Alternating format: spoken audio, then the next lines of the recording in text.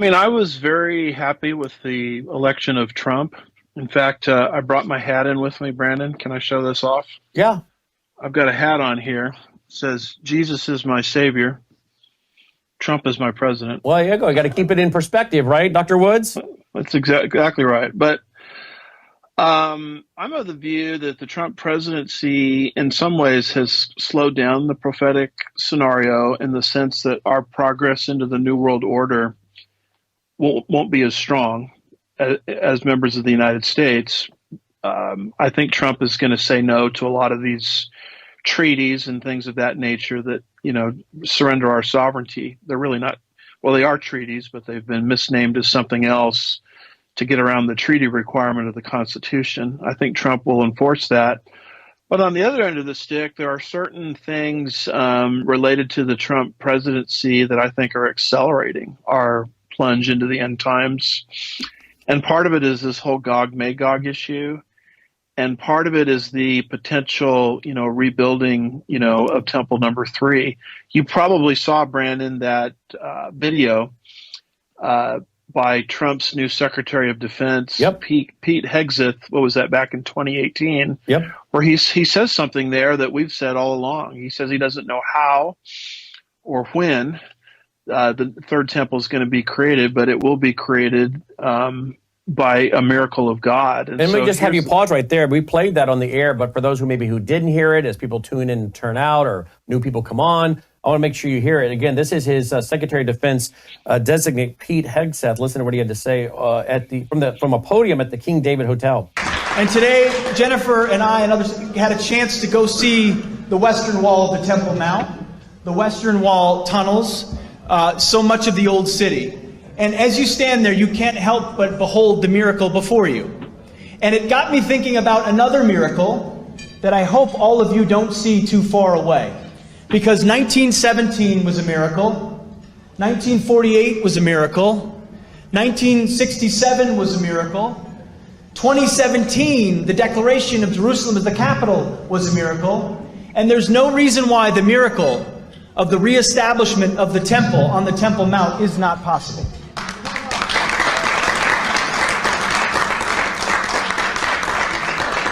I don't know how it would happen. You don't know how it would happen, but I know that it could happen. That's all I know. And a step in that process, a step in every process, is the recognition that facts and activities on the ground truly matter. And that's why going and visiting Judea and Samaria, understanding that sovereignty, the very sovereignty of Israeli soil, Israeli cities, locations, is a critical next step to showing the world that this is the land for Jews and the land of Israel. And I believe, as was mentioned, he said you need to, what was mentioned is you need to buy the ticket. Don't just wish for 40 years to win the lottery, buy the ticket.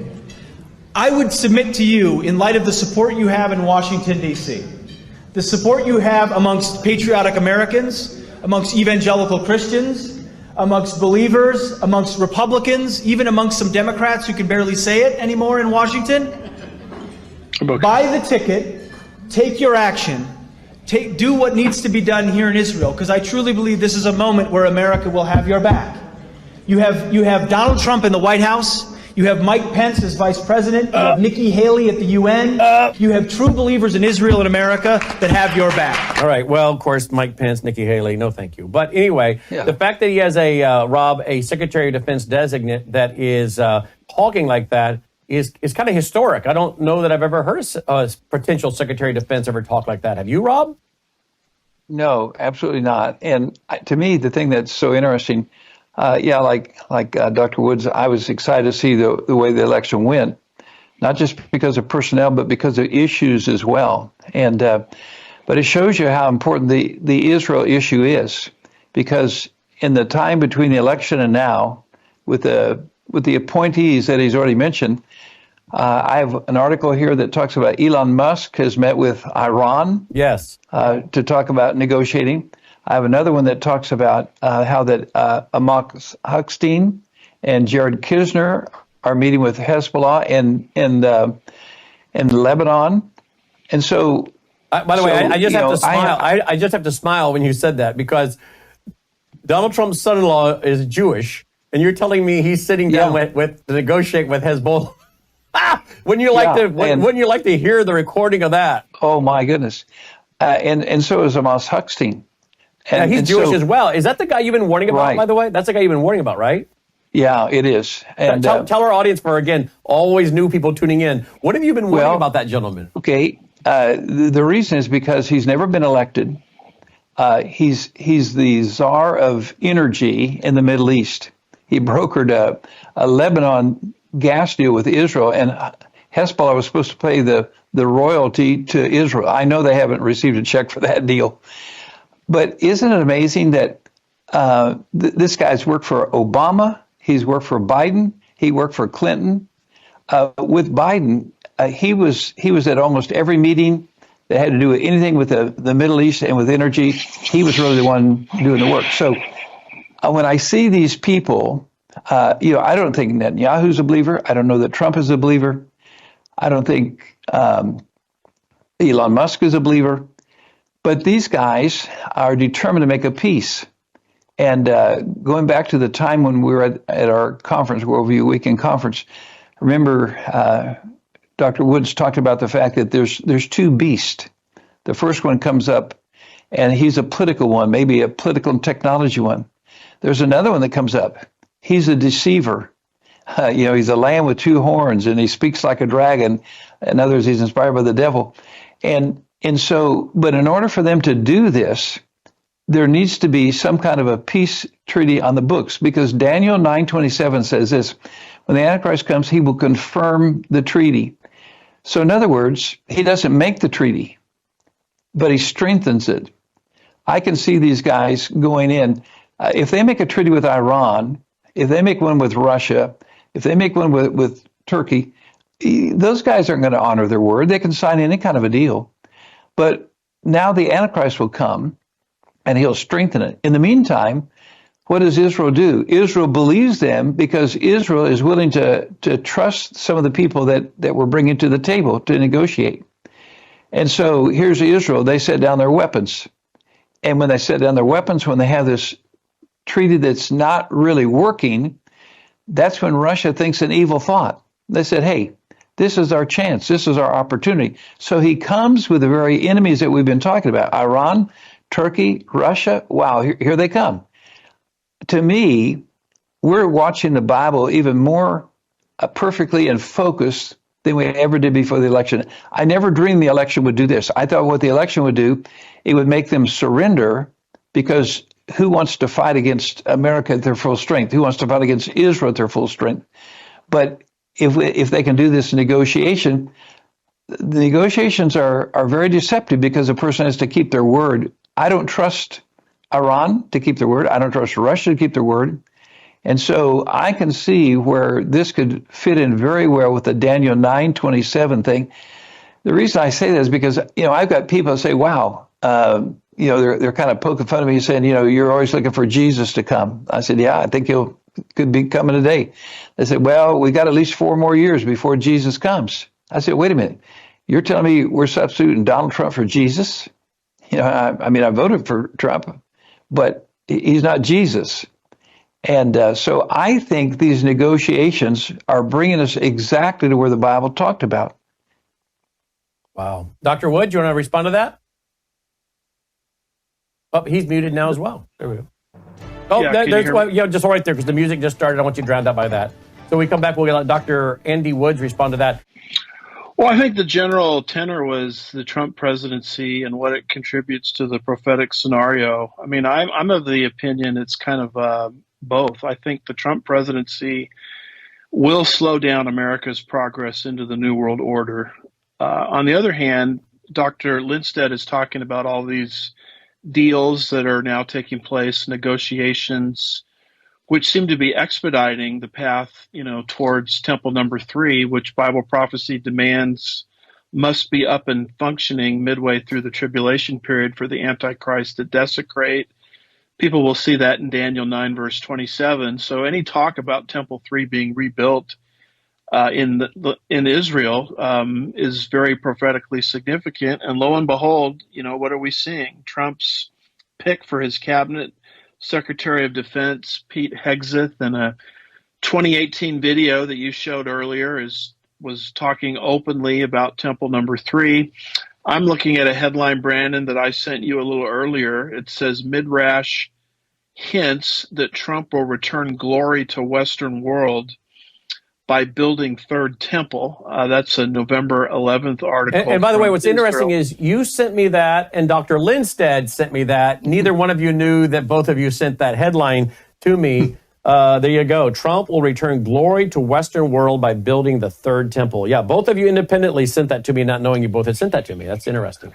Right. Well, maybe it's because we're both looking for the same signs because we're reading the same book, the Bible. But that's an Israel 365 article. It's fascinating. This rabbi is talking about how Trump's name is gematria for the Messiah. Gematria is kind of ancient numerology.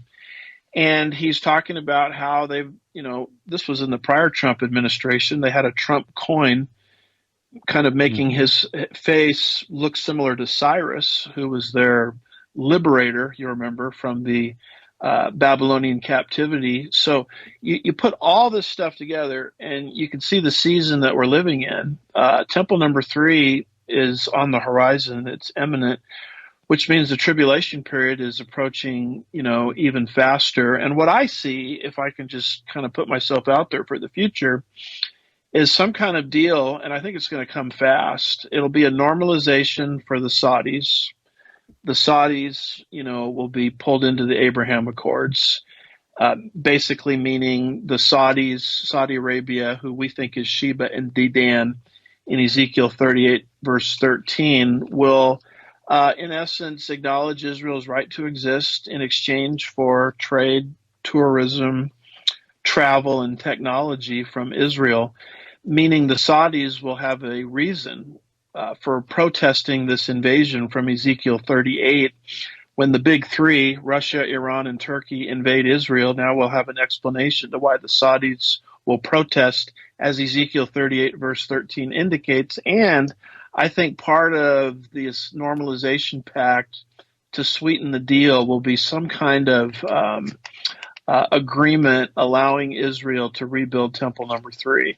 I think those things are so close, and I think the Trump presidency is going to fast track that. And once again, this is very significant because it shows us how close we are to the 7-year tribulation period. Look at this headline: Trump's nominee for Secretary of Defense once suggested a temple could be built on the Temple Mount. So again, this is making news. This video, which was 2017, whenever it was, is now making the rounds. Now, Dr. Linsted, would you explain to me? I know we did this with probably Dr. Woods before. I know we did this with the late Dr. Jimmy DeYoung. But the Bible speaks about confirming. To confirm a covenant. Can you tell me about these words? To prevail, have strengthened, to be strong, be powerful, be mighty, be great. To confirm, give strength. To confirm a covenant. Can you tell me why these terms that you have sent over to me and showing? I think this is the Hebrew. Is that Hebrew? Yes, Hebrew word confirm. To me, it's important that he confirms it. There's a difference between making something and confirming something. In other words, I could look at a cherry pie and I could tell you how to make a cherry pie, but don't take my recipe because I've never made a cherry pie. But I can confirm one. If I eat a bite of the cherry pie, I can tell you this is a cherry pie. I'm just saying there's a difference between making a cherry pie and confirming that's a cherry pie. So this Antichrist, when he comes, there's a peace deal on the table. He doesn't make the peace deal, but he confirms it. It seems like there's something missing. It seems like we got people behind the scenes. Who knows who they're going to be? We've named several, but for sure, the Trump administration is so strong that they are able to put people forward that can negotiate. Under Biden, our military wasn't strong enough. We couldn't negotiate. We had no negotiation point. But now we do. And now all of a sudden, I mean, even the Houthis say, okay, maybe we should negotiate. Who would ever guess that a week or two after the election, all these enemies that were so intent on sending hundreds, thousands of missiles into Israel say, okay, maybe we should negotiate. So I can see where a fragile peace would come about. Matter of fact, 2 Thessalonians chapter 5, verse 3 says this, when they say peace and safety, then sudden destruction. The world is going to say, wow, look, we've not only improved economically, we've not only improved morally, but wow, we've got something that may be a peace in the Middle East. And you know what? My guess is that they'll probably be successful in doing some negotiations with the Ukraine and Russia. They are excellent negotiators. They put people in a position where they're going to negotiate. But these countries are ungodly people. And so while they sign a deal, they don't always keep the deal. And that's where this Antichrist comes in, and he comes in and he strengthens the covenant that was made. So he confirms it. He doesn't make it, but he confirms it. And I've never seen the rush to do this like I have. I mean, it's amazing that we've seen this turn so quickly in just a week or two. Yeah, indeed. When I come back, I want to go to another topic, and that is related to, well, it's all related together, but Revelation 13, verse 1. Maybe grab a Bible, folks, or look it up online, BibleGateway.com. You can look up Bible verses. Let's go to Revelation 13, verse 1. Then we're going to go to Revelation 13, verse 11.